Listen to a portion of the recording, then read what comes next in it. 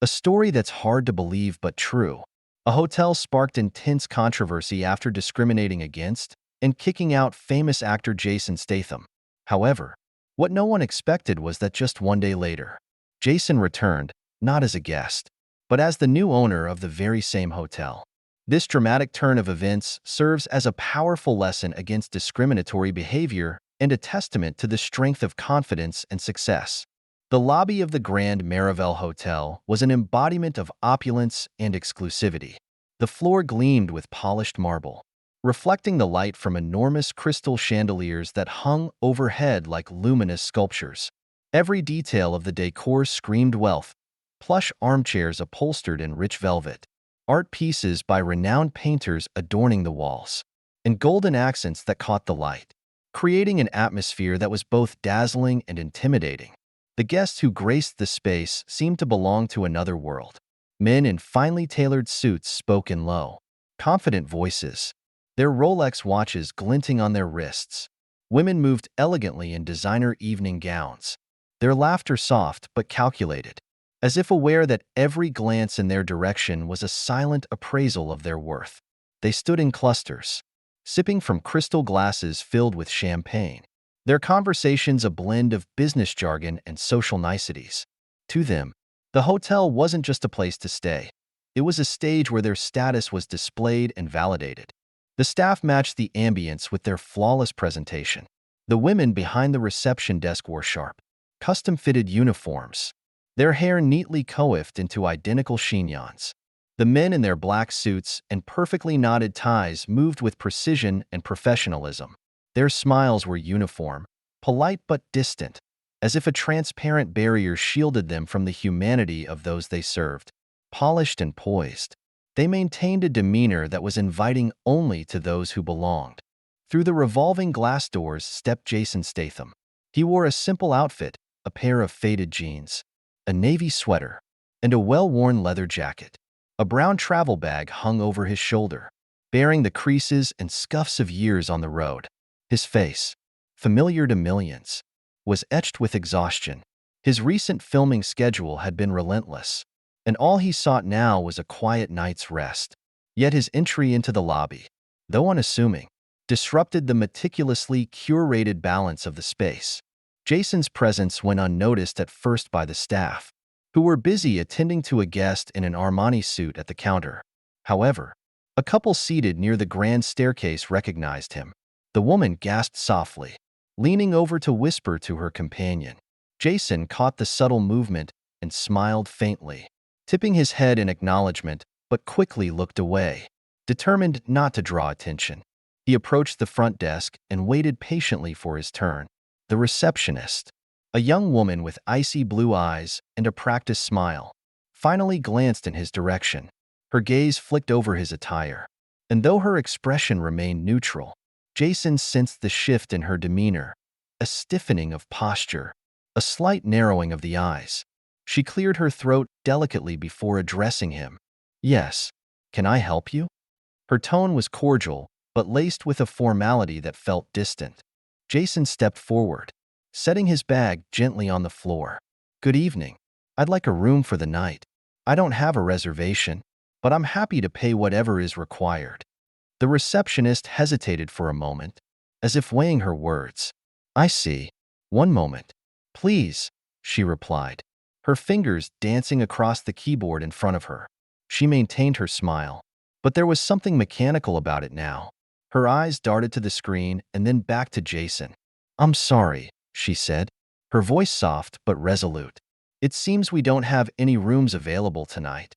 Jason frowned slightly, glancing past her to the expansive lobby beyond, where a row of golden elevator doors waited to whisk guests to their accommodations. "No rooms at all?" he asked, his voice calm but tinged with disbelief.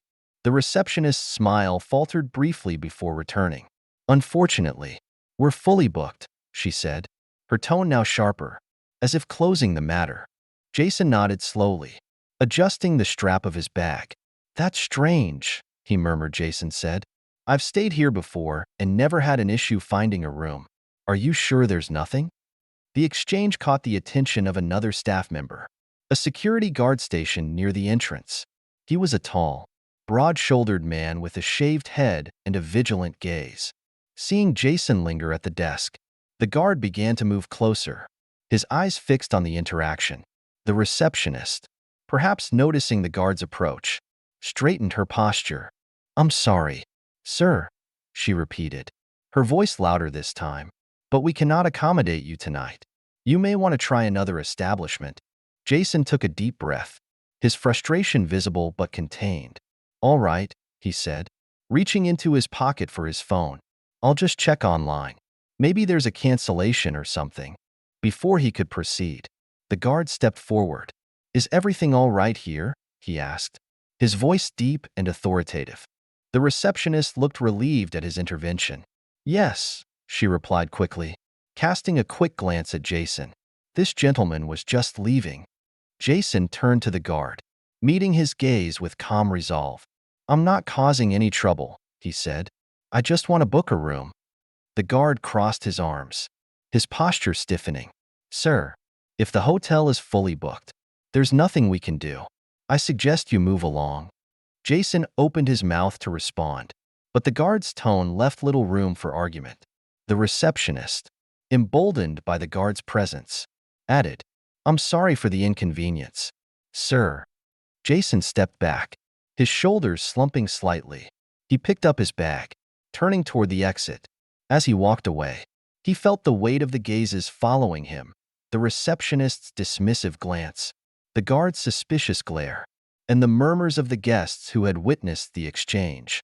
The sting of humiliation was sharp, but he swallowed it, pushing open the heavy glass doors and stepping out into the cold night. The night air outside the Grand Marival Hotel was sharp, carrying the faint scent of rain. Jason stood under the awning for a moment, his fingers tightening around the strap of his bag.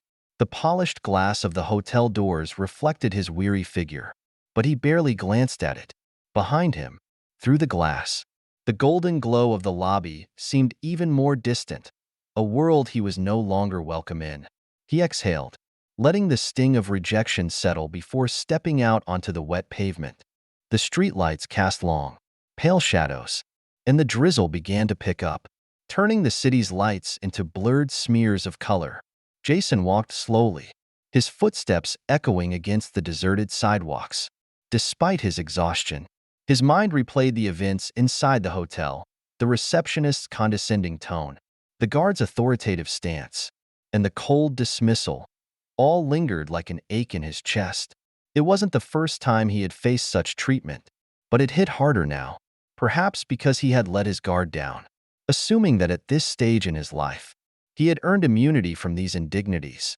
His fingers hovered over his phone, contemplating calling his assistant to book another hotel, but pride held him back. He didn't want this to turn into a spectacle. Instead, he kept walking, letting the rhythm of his steps drown out the voice in his head that kept asking, "Why didn't I fight back?" By the time he circled back to the hotel, the drizzle had turned into a steady downpour. He stood across the street, watching as guests arrived in sleek cars, their drivers holding umbrellas to shield them from the rain. Jason lingered there, half hidden by the shadow of a street lamp. He didn't notice the two figures stepping out of the hotel until one of them called out, "Hey, you again." Jason turned slowly. It was the security guard from earlier, now joined by another younger man with a more aggressive demeanor. They crossed the street toward him, their steps purposeful. "You need to move along," the older guard said, his voice carrying over the rain. Jason squared his shoulders. "I'm not causing any trouble. Didn't you hear him?" The younger guard interrupted, stepping closer. "You're loitering. People are starting to notice." Jason's patience frayed. "People are noticing because you're making a scene," he replied evenly. The younger guard snorted. "Don't get any ideas," he sneered. "Smart with me?" Jason met his gaze. "I've done nothing wrong. I'm standing here minding my own business." The older guard reached for Jason's arm, and Jason instinctively stepped back. "Sir, I'm asking you to leave the premises," the guard said, his tone sharper now. "And I'm asking you to stop treating me like a criminal." Jason shot back. The younger guard grabbed Jason's bag, pulling it roughly. "We don't have time for this." Jason yanked his bag free, his voice rising. "Don't touch me." By now, a few passersby had slowed, glancing curiously at the scene. The older guard noticed and lowered his voice, but his tone remained firm. "Sir, if you don't leave, we'll have no choice but to call the police." Jason took a step back, his hands raised in frustration. "Fine, I'm leaving." But the younger guard wasn't done. "You better," he muttered. Then, just loud enough for Jason to hear, he added, "Should have known better than to let someone like you hang around." Jason froze. The words hung in the air, heavier than the rain. He turned slowly, locking eyes with the guard. "Someone like me?" The younger man smirked. "You heard me." Jason felt the heat rise in his chest, but he bit down the anger, unwilling to let the moment escalate further. Instead, he shook his head, turned, and walked away. Behind him, he heard the guards muttering to each other, their voices dissolving into the rain. The night stretched on. Jason wandered through the streets, his clothes damp and his spirit heavier with each passing hour. He eventually found himself at a small park, where he collapsed onto a bench beneath a flickering street lamp. The rain had slowed, but the chill remained, seeping into his bones. He pulled his jacket tighter, leaning back against the bench. Memories surfaced unbidden, moments from his childhood, from his early career, from times when he'd faced similar walls. He had always pushed through, always kept his composure. But tonight the weight of it all felt unbearable. He took out his phone, his thumb hovering over the contacts list. His assistant's name was there, just a tap away. He could fix this. One call, and the hotel would be issuing apologies by morning. But something inside him resisted. He had fought too long and too hard to still be dealing with this. And now, instead of anger, there was a deeper resolve. He scrolled past his assistant's number and instead called his attorney. The phone rang twice before a groggy voice answered. "Jason, it's late. I need you to look into something for me," Jason said, his voice steady despite the storm inside him. "The Grand Marival Hotel. Who owns it?" There was a pause. "Why? What happened?" Jason glanced up at the darkened sky. "I just need the information." And quickly. By dawn, the rain had stopped, and Jason was still on the bench, his jacket soaked through but his mind clear. He had made his decision. He wouldn't just walk away this time. The first streaks of dawn stretched across the horizon, bathing the empty streets in pale light. Jason sat motionless on the damp bench, his fingers curled tightly around the strap of his bag. The city was beginning to stir. Early risers shuffled past, some offering curious glances, others hurrying by without a second look. He had spent the night under the dim glow of the flickering street lamp, its weak light barely warding off the chill. His thoughts had shifted as the hours dragged on. At first, he replayed the scene at the hotel, the receptionist's dismissive glance, the security guard's rough treatment, the way their words had cut deeper than he wanted to admit. But as the night stretched into morning, anger gave way to clarity. He wasn't just another man turned away at the door. He was Jason Statham, a name that carried weight, a name that stood for perseverance and dignity. And yet, here he was. He exhaled slowly, his breath visible in the crisp morning air. Reaching into his bag, he pulled out his phone. It was almost out of battery, a fitting symbol of his depleted energy, but it had enough charge for one more call. He scrolled through his contacts, pausing briefly at his assistant's number before continuing down the list. Instead, he dialed his lawyer. "Morning, Jason," came the voice on the other end, sharper now than it had been hours earlier. "I've been up since you called. I've got the information you wanted." Jason sat up straighter. "Tell me." The Grand Marival is part of a boutique chain owned by a private equity group called Fairmont Holdings. It's their flagship property. But they're struggling financially. High overhead, decline in bookings, and some bad press last year about discriminatory practices. Although they swept that under the rug, Jason's grip on the phone tightened. How bad is it? Bad enough they're looking for buyers, but haven't found any serious offers yet. The chain's bleeding money, and the Marival is dragging them down. A small, bitter smile crept onto Jason's face. "Perfect." His lawyer hesitated. "Jason, what are you thinking?" Jason looked up at the sky, the first rays of sunlight warming his face. I'm thinking it's time someone taught them a lesson. Jason spent the next few hours at a nearby cafe, sipping black coffee and drying his clothes under the heat of a hand dryer in the restroom. By the time he emerged, his determination had crystallized into a plan. He dialed another number, his financial advisor, and set the wheels in motion. Over the next 3 days, Jason stayed out of the spotlight. He worked behind the scenes, holding meetings in quiet offices and exchanging calls with lawyers and consultants. His team was small but efficient, combing through Fairmont Holdings' financials and negotiating terms. It wasn't easy. The chain's owners were wary, asking probing questions and dragging out discussions. But Jason's reputation carried weight. When he made it clear that he was serious and that he had the resources to back it up, their resistance began to crumble. By the 4th day, the paperwork was nearly complete. Jason sat in a sleek boardroom overlooking the city skyline, surrounded by lawyers and executives. The contract lay in front of him, its pages heavy with legal jargon and signatures. One of the executives, a middle-aged man with thin hair and nervous eyes, cleared his throat. "Mr. Statham, are you sure about this? The hotel, it needs work. A lot of work." Jason leaned back in his chair, his gaze steady.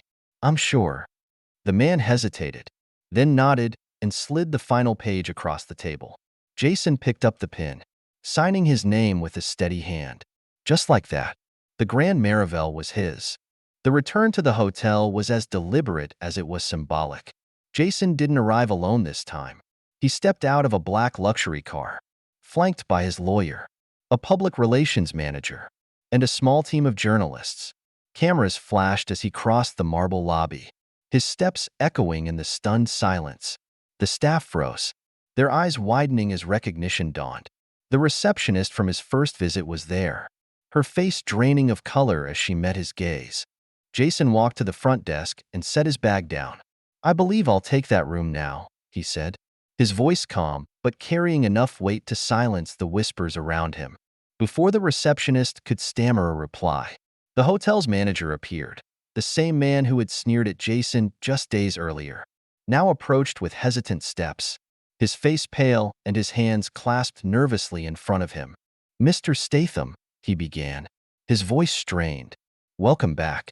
I wasn't expecting—" Jason raised a hand, cutting him off. "I know," he said. "You weren't expecting me to own this place." The manager's mouth opened and closed, words failing him, but no words came out. Jason turned to address the gathered staff. "Let me make this clear," he said, his voice steady and deliberate. "Things are going to change around here starting today." The journalists leaned in, their cameras capturing every word. Jason didn't flinch under the scrutiny. "Discrimination has no place in this hotel or anywhere else," he continued. "What happened to me shouldn't happen to anyone, and I won't stand for it." The staff exchanged uneasy glances, and the manager's shoulders sagged. "Some of you," Jason said, his gaze sweeping the room, "are going to have to answer for your actions. Others will have the chance to prove they're better than this.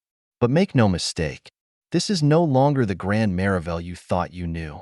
He turned back to the manager. "We'll talk privately." The manager nodded, his face ashen, and led Jason to the back office.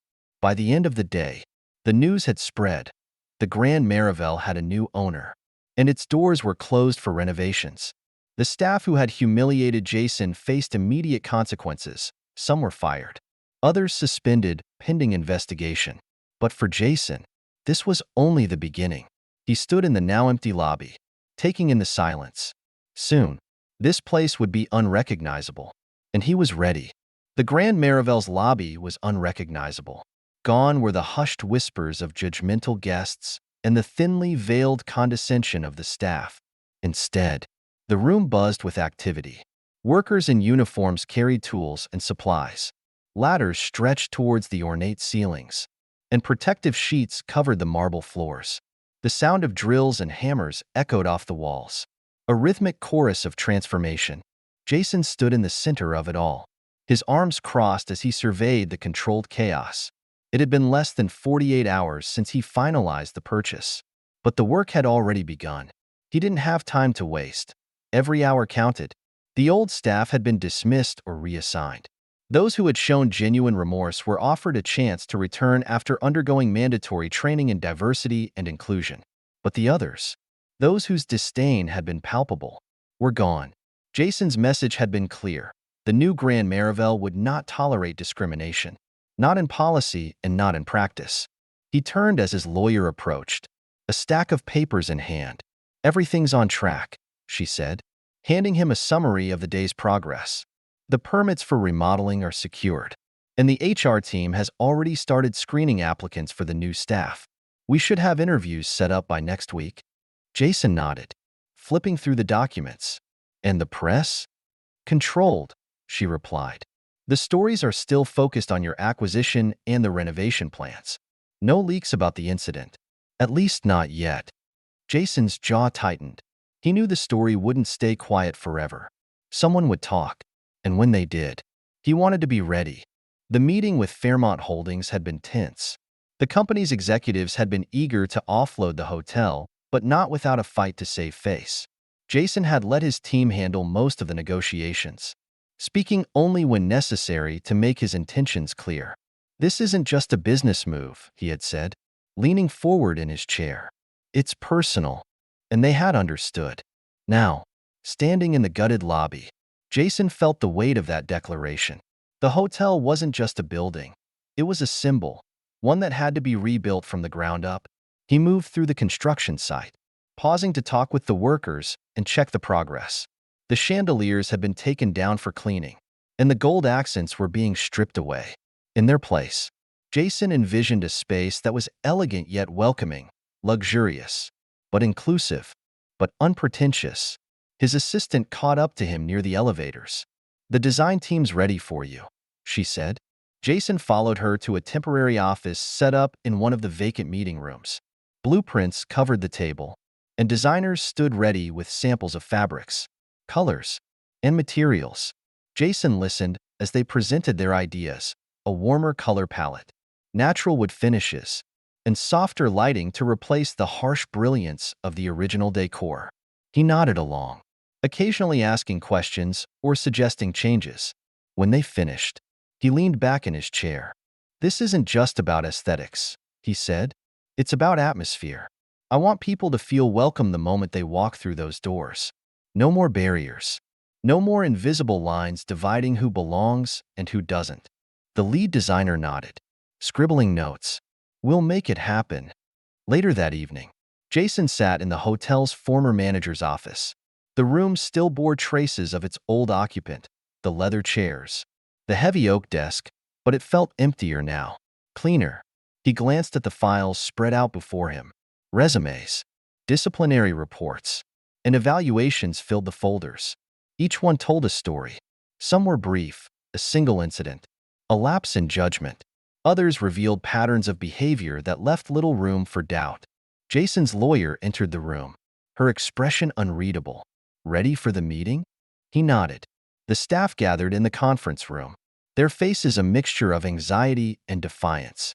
Jason took his time, looking at each of them before speaking. "You all know why we're here," he began. "What happened last week wasn't just an isolated incident. It was a symptom of a bigger problem. A culture that allowed discrimination to thrive unchecked." A murmur rippled through the room, but Jason pressed on. "That ends now." He paused, letting the words settle. "Some of you are here because you believe in change. Others are here because you're hoping to keep your jobs. Either way, you're going to be held accountable." He gestured to his lawyer, who began reading names. The first to go was the manager. Jason watched as the man stood, his shoulders slumped and his face pale. "You had a chance to lead by example," Jason said. "Instead, you encouraged the behavior that brought us here." The manager didn't argue. He simply nodded and left the room. The guards followed. Jason addressed them directly. "You treated me like a threat instead of a guest. That wasn't just unprofessional, it was unacceptable." Their protests were brief but futile. They were escorted out, leaving the remaining staff visibly shaken. Jason turned to the receptionist last. Her eyes were red and her hands trembled. "I'm so sorry," she stammered. "I wasn't thinking." I didn't mean. You didn't mean to hurt anyone. Jason interrupted. But you did. She swallowed hard, tears spilling down her cheeks. Please, give me another chance. Jason studied her for a long moment before speaking. You'll have to earn it, he said finally. Mandatory training, regular evaluations, and no guarantees. She nodded quickly, relief washing over her face. The meeting ended with Jason laying out the new policies, strict codes of conduct, mandatory sensitivity training, and zero tolerance for discrimination. He made it clear that the hotel would no longer cater to elitism but would instead become a space for everyone. By the time the staff filed out, the tension had eased. Jason stayed behind, staring out the window as the sun dipped below the horizon. This was only the beginning. The real work was still ahead. The newly remodeled conference room bore no resemblance to the sterile corporate space it had once been. Gone were the cold gray walls and harsh fluorescent lights. Instead, warm tones and soft lighting created an environment that felt less like a boardroom and more like a gathering space. Jason had insisted on the changes, details that might seem trivial to some, but signified something larger to him. This was no longer a place for intimidation and authority. It was a place for honesty and accountability. The long, polished table was surrounded by the remaining staff, their faces tense and uncertain. The previous chapter of their lives had been erased, swept away along with the outdated decor and toxic culture they had helped sustain.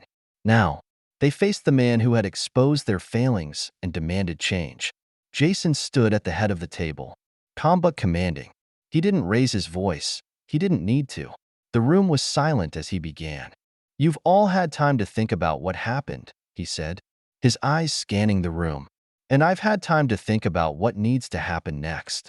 He let the words settle before continuing. This hotel wasn't just broken physically. It was broken morally.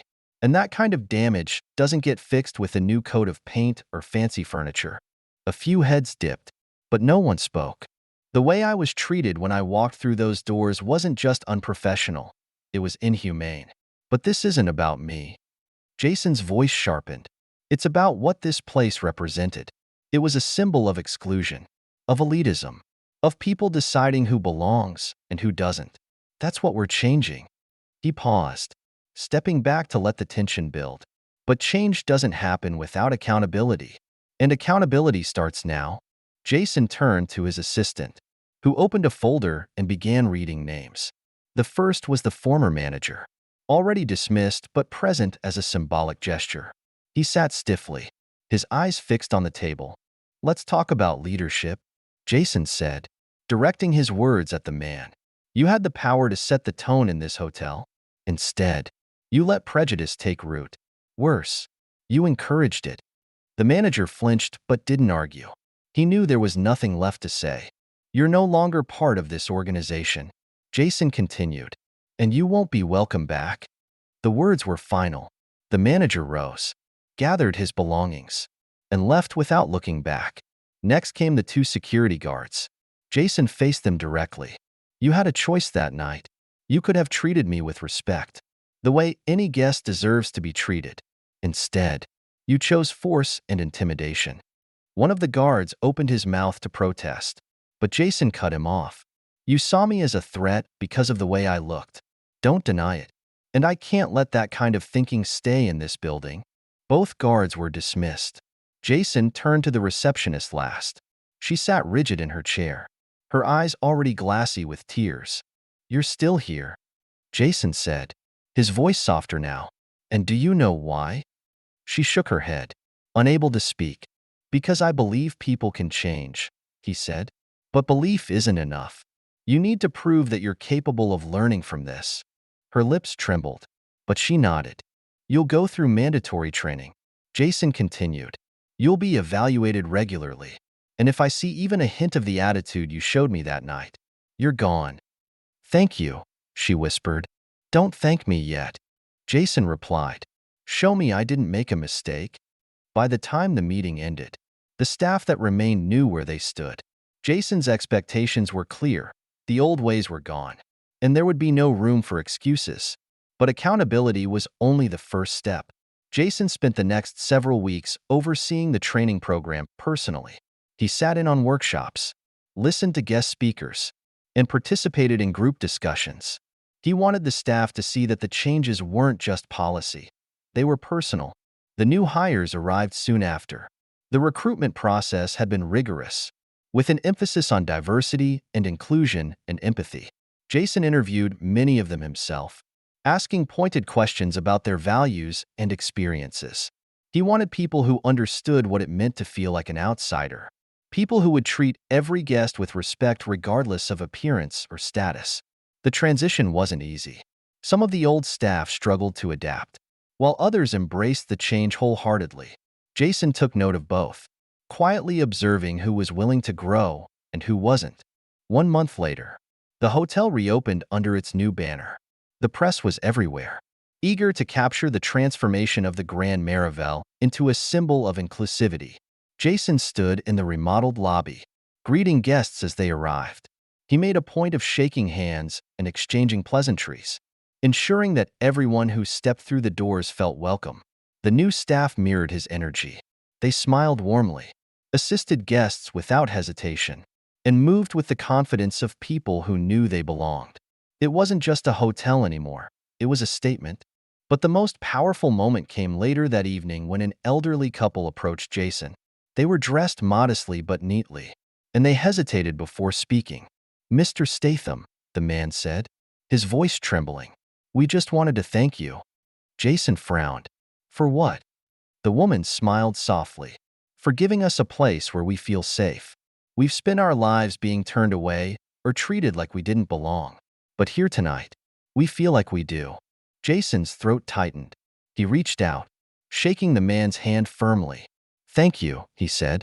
As the couple walked away, Jason looked around the bustling lobby, his heart swelling with something he hadn't felt in years: hope. The morning sun streamed through the towering windows of the Grand Marival's newly redesigned lobby.